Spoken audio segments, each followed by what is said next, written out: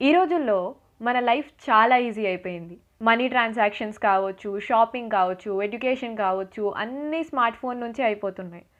So, smart phone నుంచి మనం ఇవన్నీ చేయగలుగుతున్నామంటే దానికి రీజన్ టెక్నాలజీ బాగా డెవలప్ అవ్వడం అండ్ మనకి డిఫరెంట్ ఫీల్డ్స్ ఆఫ్ టెక్నాలజీస్ అవైలబుల్‌గా ఉన్నాయి. Like artificial intelligence, machine learning, IoT, internet of things. So, వీటి ద్వారా టెక్నాలజీలో బాగా అప్‌గ్రేడ్ అవుతున్నాం. సో, బట్ ఇవన్నీ ఇంత పర్ఫెక్ట్‌గా మనకు కావాల్సినట్టు రిజల్ట్స్ ఇస్తున్నాయి, అక్యురేట్ అవుట్‌పుట్స్ ఇస్తున్నాయంటే దానికి రీజన్ డేటా. మన యూట్యూబ్ నుండి డేటా కలెక్ట్ చేసి మనకి ఎలాంటి వీడియోస్ నచ్చుతాయనేది ప్రెడిక్ట్ చేసుకొని ఆ వీడియోస్‌ని మనకి సజెస్ట్ చేస్తుంది. ఎట్ ది సేమ్ టైమ్ మనలాంటి ఎంతోమంది చూసే మూవీస్‌కి ఇచ్చిన రేటింగ్ ద్వారా ఈ మూవీ అయితే అందరికీ నచ్చుతుందని సెలెక్ట్ చేసుకొని అది అందరికీ ప్రెడిక్ట్ చేస్తుంది. సో, ఇలా డేటాని యుటిలైజ్ చేసుకొని ఆ యాప్ క్రియేట్ చేసిన వాళ్ళకి ఇన్కమ్ పెంచడంతో పాటు ఆ యాప్ యూజ్ చేసే వాళ్ళకి 100% ఎంటర్‌టైన్‌మెంట్ అండ్ క్లారిటీ ఇస్తుంది ఈ డేటా. సో, యూజర్స్ పెరిగే కొద్దీ డేటా కూడా పెరుగుతూనే వస్తుంది. అలాంటప్పుడు ఈ డేటా నుంచి ఇన్సైట్స్ డ్రా చేయడం అనేది కష్టమైన పనే. సో, దీనికోసం ఒక ఎక్స్పర్ట్ కావాలి అండ్ ఆ ఎక్స్పర్టే డేటా సైంటిస్ట్. సో, ఆన్లైన్‌లో ఏం డిజైన్ చేయాలన్నా కూడా మనకి డేటా అనేది చాలా ఇంపార్టెంట్. అందుకే ఈ డేటాని హ్యాండిల్ చేసే డేటా సైంటిస్ట్‌కి ఇంత డిమాండ్ పెరుగుతుంది అండ్ డేటా సైన్స్ కోర్స్‌కి ఇంత ఇంపార్టెన్స్ పెరిగింది. సో, మరి అసలు ఈ డేటా సైన్స్ అంటే ఏంటి? అండ్ డేటా సైంటిస్ట్ అయితే రోల్స్ అండ్ రెస్పాన్సిబిలిటీస్ ఏమేమి ఉంటాయి? సో, ఇవన్నీ తెలుసుకోవాలనుకుంటే వీడియో ఎక్కడా స్కిప్ చేయకుండా లాస్ట్ వరకు చూడండి.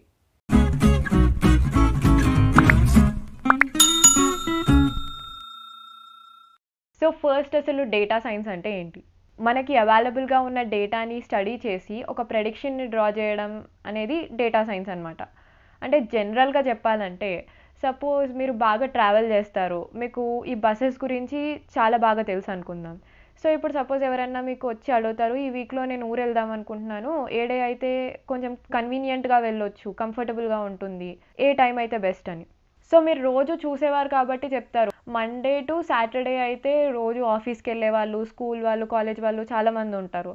సో, అప్పుడు బస్ అంతా బాగా రష్‌గా ఉంటుంది.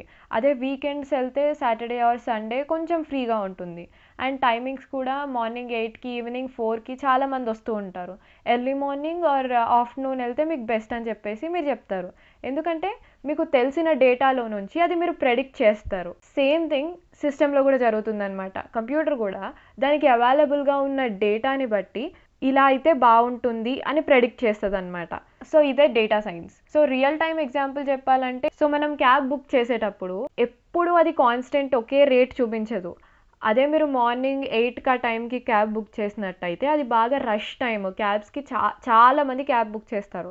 సో, అప్పుడు క్యాబ్ ఫేర్ అనేది ఎక్కువ ఉంటుంది. అదే ఆఫ్టర్‌నూన్ అదే డిస్టెన్స్‌కి క్యాబ్ బుక్ చేస్తే కొంచెం తక్కువ చూపించొచ్చు. ఎందుకంటే వాళ్ళు డేటాని అనలైజ్ చేసి వాళ్ళ బిజినెస్ ప్రాఫిట్ అయ్యేలాగా యూజ్ చేస్తున్నారనమాట. సో, డేటాని స్టడీ చేసి, అనలైజ్ చేసి దాని నుంచి ఇన్సైట్స్‌ని డ్రా చేయడమే data science. Basic details. CSE with specialization in data science. So, ఇది graduation level Btech bachelor of టెక్నాలజీలో ఒక బ్రాంచ్ అనమాట. సో, ఈ కోర్స్ డ్యూరేషన్ వచ్చేసి 4 ఇయర్స్ ఉంటుంది. ఎలిజిబిలిటీ. సో, ఎంపీసీ చేసిన ప్రతి ఒక్కరు కూడా ఈ కోర్స్‌కి ఎలిజిబులే. యాజ్ వెల్ యాజ్ డిప్లొమా చేసిన వాళ్ళు కూడా ఎలిజిబులే అవుతారు. లాటరల్ ఎంట్రీ స్కీమ్ ద్వారా వాళ్ళు డిప్లొమా అయిపోయిన తర్వాత డైరెక్ట్ బీటెక్ సెకండ్ ఇయర్ నుంచి కంటిన్యూ చేయొచ్చు అనమాట. అండ్ అడ్మిషన్ ప్రాసెస్ వచ్చేసి ఎంట్రన్స్ టెస్ట్ ద్వారా ఉంటుంది. సో, మీరు TS EAMCET or AP EAMCET రాసినట్టయితే మన స్టేట్లో ఉన్న వన్ ఆఫ్ ది బెస్ట్ కాలేజ్‌లో మీ ర్యాంక్‌ని బట్టి మీకు మంచి సీట్ వస్తుంది. అదే మీరు జేఈ రాసి మంచి ర్యాంక్ తెచ్చుకున్నట్టయితే మంచి ఎన్ఐటీలో సీట్ వస్తుంది. సో, జేఈలో క్వాలిఫై అయితే మీరు అడ్వాన్స్ రాయొచ్చు అండ్ అడ్వాన్స్‌లో మీకు మంచి ర్యాంక్ వచ్చినట్టయితే మీకు వన్ ఆఫ్ ది బెస్ట్ ఐఐటీలో సీట్ వస్తుంది. సో, ఇలా కాకుండా కొన్ని ఇన్‌స్టిట్యూషన్స్ ఏంటంటే వాటికవే ఎంట్రన్స్ టెస్ట్ పెట్టుకుంటాయన్నమాట. Like GITAM, BITSAT, SRMJEE, triple E ఇలా. సో, ఈ ర్యాంక్ తోటి ఏం సంబంధం లేకుండా వెళ్ళాలనుకుంటే మేనేజ్మెంట్ సీట్ కూడా మీరు ట్రై చేయొచ్చు. సో, ఇంకా ఈ బేసిక్ డీటెయిల్స్ గురించి మీకు ఫుల్ ఇన్ఫర్మేషన్ కావాలి, ఇంకా డీటెయిల్డ్ ఎక్స్‌ప్లనేషన్ కావాలి అనుకుంటే ఆల్ అబౌట్ బీటెక్ అని చెప్పేసి ఇంకో వీడియో చేశాను. డెఫినెట్‌గా ఆ వీడియో కూడా చూడండి. లింక్ డిస్క్రిప్షన్ బాక్స్‌లో ఇస్తున్నాను. యాజ్ వెల్ యాజ్ పైన కూడా డిస్‌ప్లే అవుతుంది. సో, డేటా సైంటిస్ట్‌కి ఏం రోల్స్ ఉంటాయి, వాళ్ళు ఏం చేయాల్సి ఉంటుంది అని అంటే మనకి డేటా సైంటిస్ట్‌కి వర్క్ అనేది వాళ్ళు రిసీవ్ చేసుకున్న ప్రాజెక్ట్స్‌ని బట్టి ఉంటుందన్నమాట. సో, ఫస్ట్ ఒక ప్రాజెక్ట్ రాగానే బిజినెస్ ప్రాబ్లమ్ ఏంటి, వీళ్ళకి ఎలాంటి మోడల్ డిజైన్ చేసి ఇవ్వాలి అనేది కంప్లీట్లీ అర్థం చేసుకోవాలి. అండ్ నెక్స్ట్ స్టెప్ వచ్చేసి డేటా యాక్విజిషన్. అంటే మనం దేనికి సంబంధించిన మోడల్ తయారు చేస్తున్నామో దానికి రిలేటెడ్ డేటాని గ్యాదర్ చేయాలన్నమాట. అంటే ఫర్ ఎగ్జాంపుల్ ఇందాక మాట్లాడుకున్న క్యాప్సే చూసుకుంటే weather conditions, traffic, locations, so ఇలాంటి డేటా అంతా కూడా ఇంపార్టెంట్. సో ఆ డేటాని గ్యాదర్ చేస్తాం. సో నెక్స్ట్ స్టెప్ వచ్చేసి డేటా ప్రిపరేషన్. అంటే మనకి ఇందులో కొంచెం అవసరం లేని డేటా ఏమైనా రావచ్చు. ఒకవేళ వస్తే వాటన్నిటిని ఫిల్టర్ చేసేసి ఓన్లీ అవసరమైన డేటా మాత్రమే ఉంచాలన్నమాట. సో నెక్స్ట్ స్టెప్ వచ్చేసి ఎక్స్ప్లోరేటరీ డేటా అనాలిసిస్. అంటే మనకి వచ్చిన డేటాని అంతటినీ కూడా స్టడీ చేస్తాం. అండ్ నెక్స్ట్ స్టెప్ వచ్చేసి డేటా మోడలింగ్. సో ఇది ఇంపార్టెంట్ స్టెప్. మనం ఇప్పటి వరకు కలెక్ట్ చేసిన డేటాని బట్టి మన క్లయింట్కి 100% యూజ్ అయ్యేలాగా ఒక మోడల్ అనేది తయారు చేసి ఇవ్వాలన్నమాట. సో అది ఓకే అనుకున్న తర్వాత ఒకసారి ప్రీ ప్రొడక్షన్ ఎన్విరాన్మెంట్లో టెస్ట్ చేసి రిపోర్ట్స్ తయారు చేసి ఒకసారి క్లయింట్స్ని మీట్ అయ్యి ఎక్స్ప్లెయిన్ చేయాలి. అంటే ఒక మోడల్ అనేది డిజైన్ చేస్తారు. సో ఇక్కడతోటి ఆ డేటా సైంటిస్ట్ ప్రాజెక్ట్ అనేది కంప్లీట్ అయిపోతుంది అనమాట. శాలరీ. సో ఒక డేటా సైంటిస్ట్కి యావరేజ్ శాలరీ వచ్చేసి 8 lakhs per year. Skills required. So ఒకవేళ మీరు డేటా సైన్స్లో కెరీర్ బిల్డ్ చేసుకోవాలనుకుంటే సో మీకు ఏమేమి స్కిల్స్ ఉండాలి? సో టెక్నికల్ స్కిల్స్ వచ్చేసి ప్రోగ్రామింగ్, అనలిటికల్ టూల్స్ నాలెడ్జ్ ఉండాలి. సో ప్రోగ్రామింగ్ అంటే పైథాన్లో మెయిన్గా ప్రొఫిషియంట్ అయినా కూడా చాలు. అనలిటికల్ టూల్స్ అంటే డేటాని అనలైజ్ చేయడం కోసం డిఫరెంట్ టూల్స్ వాడతారనమాట. Like SAS, Hadoop, Spark, so ఇలాంటివి, వీటి మీద నాలెడ్జ్ ఉండాలి. And next non technical skills వచ్చేసి కమ్యూనికేషన్ స్కిల్స్ ఉండాలి, యాజ్ యూజువల్ అన్నిటికీ ఉన్నట్టే.